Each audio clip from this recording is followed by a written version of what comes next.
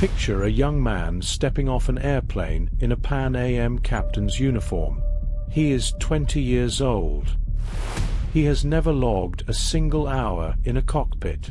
The badge on his chest was printed from a kit he assembled himself. The license in his wallet is a forgery. And yet, the gate agents wave him through. The flight crew treats him as a colleague. The hotel staff upgrades his room. He travels for free across continents, sleeps in first-class hotels, cashes checks at banks that never think to question him. When anyone asks who he is, he answers without hesitation.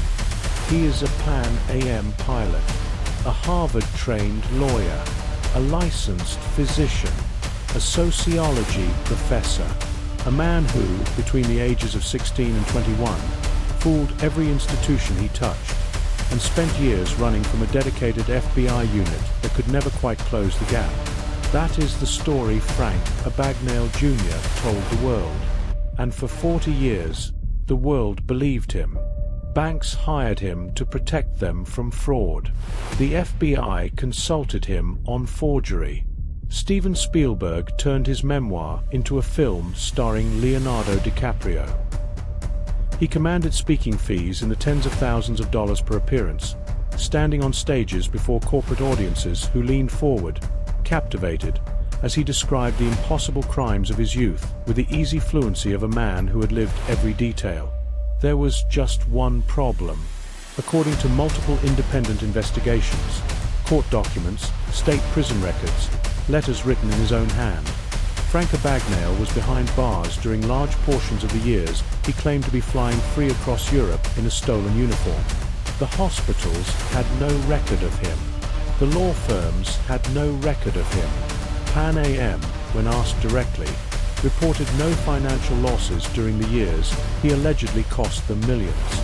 The teenage imposter might have been, at least partly, a fiction, which means the real fraud, the one worth millions, the one nobody caught for nearly 5 decades, was not the story of a boy with a forged badge. It was the story of what he built once he started telling that story to the world. In the beginning, there was the story. Frank William Abagnale Jr. first began telling it publicly in the mid-1970s. Born in 1948 in Bronxville, New York, raised in a household that fractured when his parents divorced, Abagnale had a documented criminal past, a series of petty frauds, bad check schemes, and short stints in prison that began in his mid to late teens. These were real. These are supported by records. But in the version of events that Abagnale began marketing to anyone who would listen, the crimes had been something else entirely. A grand, cinematic adventure, a cat-and-mouse chase across 5 continents, a feat of psychological genius that humbled banks, airlines, hospitals, and law enforcement agencies simultaneously. According to Abagnale's account, he had, between the ages of 16 and 21, successfully impersonated a Pan-American World Airways pilot, flying free on deadhead passes to countries around the globe. He had posed as a physician, serving as a supervising pediatrician at a Georgia hospital. He had passed the Louisiana bar exam after faking a Harvard law degree and worked as an attorney in the state attorney general's office. He had taught sociology at Brigham Young University in Utah. He had, across 26 countries, cashed more than 17,000 fraudulent checks worth approximately $2.5 million. And through all of it, he had evaded a dedicated FBI pursuit spanning years, slipping through customs, boarding planes in stolen uniforms, always one improvised step ahead of the agents closing in behind him. It was a spectacular story. It was exactly the kind of story that America, in the late 1970s, was hungry to consume. In 1977, Abagnale appeared on the nationally televised game show To Tell the Truth, where panelists attempted to identify which of 3 contestants was the real Frank Abagnale, the most cunning imposter in American history. The audience loved it. Nobody asked for documentation. The next year, he appeared on The Tonight Show with Johnny Carson, and the story poured out of him the same way it always did. Fluently, colorfully, with the unhurried precision of a man who had rehearsed every detail. Carson laughed. The audience laughed. The cameras rolled. By 1980, a memoir had been written, Catch Me If You Can, the true story of a real fake. The book became a bestseller, and with each sale, with each reprint, with each television appearance and paid keynote address, the story grew more solid, more immovable, more real. By the time the 2002 Spielberg film opened in theaters, with DiCaprio playing a young Abagnale as a kind of charming, tragic genius, and Tom Hanks as the world-weary FBI agent who eventually caught him, the narrative had achieved something close to historical fact. It was at that point, at the apex of the legend, that several researchers began to notice something quietly disturbing about the evidence, or rather, about its complete absence. The first person to publicly question Frank Abagnale's story was not a rival criminal investigator. He was not a disgruntled former employee. He was a rookie journalist named Stephen Hall, working for the San Francisco Chronicle in 1978, who happened to see Abagnale on The Tonight Show and felt, instinctively, that something didn't quite add up. Hall began making calls. He contacted Pan American World Airways and asked about the years Abagnale claimed to have worn their uniform. He contacted hospitals, bar associations, universities. What he found, and what he reported on the front page of the San Francisco Chronicle in October 1978, in a piece titled, Johnny is Conned, a convict who makes up crimes, was a pattern of unverifiable claims, missing records, and institutional denials. Pan Am had no record of Frank Abagnale ever being employed by them in any capacity. The Georgia hospital had no record of a physician matching his description. The Louisiana Attorney General's office had no record of an attorney named Frank Abagnale or any of his known aliases passing the bar. Hall's article appeared. The story ran. And then nothing happened. Abagnale, asked about the discrepancies, offered an explanation that would prove remarkably durable over the following decades. The companies and institutions he had defrauded were simply too embarrassed to admit it. They were protecting their own reputations. Their denials were themselves a form of cover-up. It was, in retrospect, a masterpiece of circular logic, one that made any denial into confirmation, and any absence of evidence into evidence of a conspiracy of silence. 2 months after Hall's piece ran, an investigative reporter in Oklahoma named Ira Perry conducted his own multi-part investigation for the Daily Oklahoman. Perry dedicated nearly 28 columns to examining Abagnale's claims line by line. He found the same pattern of unverifiable assertions. He spoke to the same blank walls. He reached the same conclusions. And his investigation, too, failed to materially slow the locomotive of the Abagnale myth. Over the following 4 decades, at least a dozen separate journalists would investigate and raise serious doubts about Abagnale's claims. Each investigation was noted, cited, and then absorbed into the story's momentum without leaving a visible mark. The legend was too valuable, the narrative too perfectly shaped, the entertainment industry investment too enormous to permit serious reconsideration. No one wanted to find out it wasn't true. So no one looked hard enough. The most comprehensive dismantling of the Abagnale myth came not from a journalist, but from a science writer named Alan C. Logan, whose research methodology was less interested in asking Abagnale's former employers whether they remembered him, and more interested in finding out where, according to cold official records, Frank Abagnale actually was during the years he claimed to be jetting between continents in a stolen uniform. The answer that public records provided was one that reframed everything.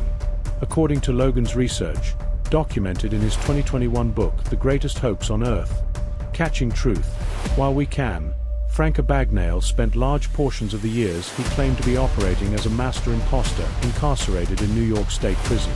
Prison records, state archives, and letters written by Abagnale himself, as well as by his parents, seeking psychiatric treatment on their son's behalf, placed him at Comstock Prison in New York during a period when, according to his memoir and his lectures, he was allegedly flying free across Europe on Pan Am deadhead passes. The documentary evidence was not complicated.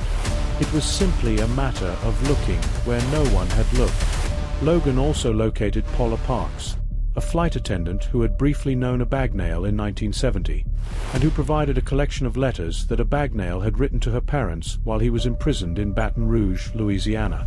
In one of those letters, Abagnale's own mother confirmed that her son had spent 3 years in Comstock prison in New York, years that coincided precisely with the period during which he claimed to have been impersonating pilots, doctors, and lawyers across the United States and Europe. The actual criminal record that could be verified was considerably more modest than the legend. Some bad checks, some fraudulent schemes, a brief impersonation of a TWA airline pilot, not Pan Am as claimed, for a period investigators estimated at weeks, not years. A real arrest, a real conviction, a real prison sentence. Real victims, not the faceless corporations he spoke of in his lectures, but ordinary people, some of them working class, some of them elderly, whom he had defrauded of money they could not afford to lose. Logan also pursued the claim that Abagnale had been recruited by the FBI while in prison, eventually spending over 40 years as an unpaid consultant teaching agents how to detect the fraud techniques he had pioneered. It was the most morally satisfying element of the story, the redemption arc that explained everything, that made the audience willing to forgive and admire. The FBI, when asked directly, declined to confirm the relationship. No records have ever been produced to substantiate it. According to Logan's research, the claim appears to be unverifiable at best and fabricated at worst. What Logan had uncovered was not merely the exposure of a con man's false resume. It was something structurally stranger and more disturbing. The evidence that the story of a con man might itself be the con. To understand how a story this unsupported could sustain itself for nearly 50 years, it helps to understand what the story was doing, what it was providing to everyone who encountered it. For the entertainment industry, it was a gift. The narrative had all the elements of a perfect screenplay, a charismatic young protagonist, a brilliant but harmless crime spree, a gentle villain the audience could root for, a redemption arc that validated every dollar spent on the ticket. Spielberg, who directed Catch Me If You Can in 2002, later described the film as one of his most personal projects, a meditation on fathers and sons, on the seduction of fantasy, on the yearning for escape. It was a beautiful film. It made approximately $352 million at the box office. For the banking and security industry, the story was equally useful. A former master forger turned fraud consultant was exactly the kind of character that corporate risk departments wanted on retainer. His firm, Abagnale and Associates, advised banks, financial institutions, and government agencies on document security and check fraud prevention. His consulting rate was substantial. His celebrity, underwritten by the Spielberg film and the DiCaprio performance, gave him a credibility that no legitimate resume could have replicated. He was booked as a speaker at events organized by the Secret Service, major banks, and the AARP, for whom he served as a Fraud Watch ambassador, an ambassador against fraud, for years, before that organization quietly distanced itself from him in 2022, following renewed scrutiny of his story. For the media, Abagnale was a perfect recurring character, a safely disarming figure whose worst crimes were framed as youthful adventures, whose current role as an elder statesman of fraud prevention was reassuring, and whose story never ceased to be entertaining. The press rarely checked the underlying facts because the story had already been checked, by Spielberg, by the publisher, by the FBI relationship that everyone assumed someone else had verified. And for Abagnale himself, the story was the product. Each retelling was a performance, and each performance generated revenue. According to reporting, he commanded speaking fees that could reach tens of thousands of dollars per appearance, and he gave hundreds of appearances. The memoir was reprinted across decades and translated into multiple languages. The Broadway adaptation ran for years. Each iteration reinforced the others in an architecture of mutually supporting fictions, each element lending credibility to the rest. Mark Zinder, who served for years as Abagnale's booking agent, later spoke candidly about the machinery behind the myth. The media, Zinder acknowledged, had played a central role in sustaining a story that its own participants had never rigorously examined. Journalists requesting interviews were handed press packets. Publicists coordinated talking points. No one from a production company or a publishing house or a financial institution had ever commissioned an independent investigation into the factual basis of the claims they were amplifying. Nobody checked because the story was too good to check. Among the most painful dimensions of this case are the people who existed in the margins of the story, people whose experiences were real, whose suffering was documented, and who were never given the cinematic treatment afforded to the man who had harmed them. Paula Parks, the flight attendant who encountered Abagnale in 1970, and whose preserved letters helped Logan establish the prison timeline, described an experience that bore no resemblance to the charming romantic subplot portrayed in the film.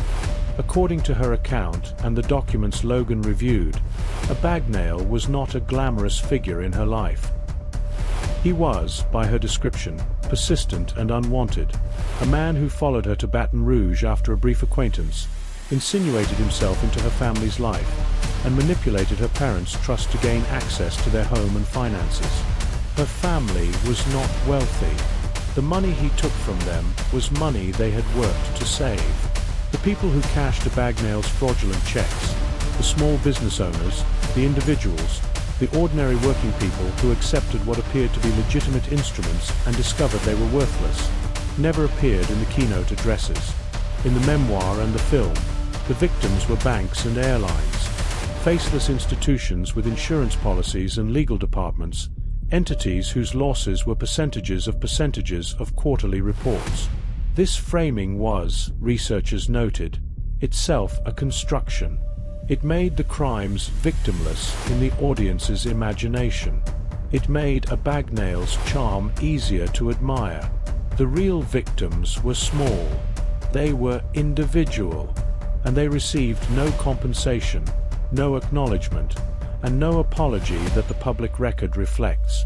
In the years following Logan's book and a renewed wave of investigative attention, the Abagnale mythology began, slowly and then more visibly, to deteriorate. In 2022, the AARP removed Abagnale from his role as Fraud Watch ambassador. The organization offered no detailed public statement explaining the decision. It did not need to. The timing was understood. The film Catch Me If You Can remains in circulation, still streamed on major platforms, still described in its metadata as being based on a true story. Its studio has made no public statement addressing the documented discrepancies in the underlying account. The memoir remains in print. As of the research available at the time of this writing, Abagnale has never been charged with fraud in connection with his speaking career and consulting business. No civil lawsuit has succeeded in recovering fees paid under false pretenses. No criminal proceeding has been initiated on the basis of the fabricated credentials and false claims that, according to investigators, formed the foundation of his decades-long business operation. He has not recanted. He has not publicly acknowledged the contradictions documented in public records. When confronted by journalists about the discrepancies, his response has consistently been the same one he deployed against Stephen Hall in 1978. The people who deny his claims are motivated by embarrassment. Their silence is not the silence of people who have nothing to confirm. It is the silence of institutions protecting their reputations. It is worth sitting with that response for a moment. Consider what it means to construct a defense that is logically immune to disproof, in which every denial becomes evidence of guilt, in which absence of confirmation becomes evidence of conspiracy. It is the architecture of a certain kind of mind, one for which reality is not an external constraint but a raw material, something to be shaped, packaged, and sold to whoever is willing to buy it. There is a question that sits beneath all of this, and it is not a comfortable one. If the story was largely fabricated, if the glorious impersonations never happened in the way he claimed, if the FBI relationship was invented, if the man speaking at your corporate fraud prevention seminar had built his entire authority on a fiction, then what does it mean that so many intelligent people, for so long, accepted it without verification? The banking industry hired a man to advise on fraud, whose primary credential was a fraudulent account of his own crimes. Security conferences paid to hear the expertise of a person whose expertise was, in part, a fabrication. The FBI, whose mission includes the detection and prosecution of exactly this kind of deception, is alleged to have employed as a consultant a man whose relationship with them has never been confirmed by any official documentation they have released. And none of this happened in darkness. The doubts existed from the beginning. The first debunking ran on the front page of the San Francisco Chronicle in 1978, the same year Abagnale was first becoming famous. The documentation trail that Alan Logan eventually followed was always there, waiting in state archives and prison records and letters preserved in a flight attendant's family home. The story was never actually hidden. It simply required the decision to look. What the case of Frank Abagnale Jr. ultimately exposes is not a gap in the security systems of airlines and hospitals and bar associations. It exposes something quieter and harder to repair, a gap in the willingness of institutions, media, and individuals to subject compelling narratives to the inconvenience of verification. A story that was emotionally satisfying, that was, frankly, entertaining, was permitted to walk unchallenged through every door that critical scrutiny might have locked. The entertainment industry wanted an audience. The security industry wanted an authority. The media wanted a story. And all of them, collectively, were willing to pay for what they wanted without asking whether what they were buying was real. The true genius of Frank Abagnale, and this, at least, appears to be genuinely documented, was not the teenage check fraud, or the borrowed uniforms, or the brief and awkward weeks impersonating a TWA pilot.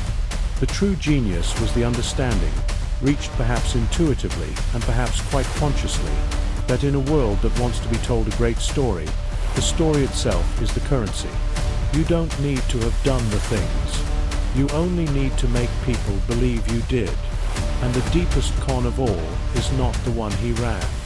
It is the one we ran on ourselves. Long after the speaking fees were collected, long after the DiCaprio film finished its theatrical run, long after the press packets gathered dust in publicists' offices, the question that remains is the one that no biography and no court proceeding and no investigative expose can fully answer. How many other stages are occupied, right now, by people doing exactly this? And how many of us, seated in the audience, are too invested in the story to look up and ask for proof? The lights go down. The music plays. The man in the crisp suit walks on. And somewhere, in a row near the back, a rookie journalist with a notepad full of unanswered questions decides whether to make the call.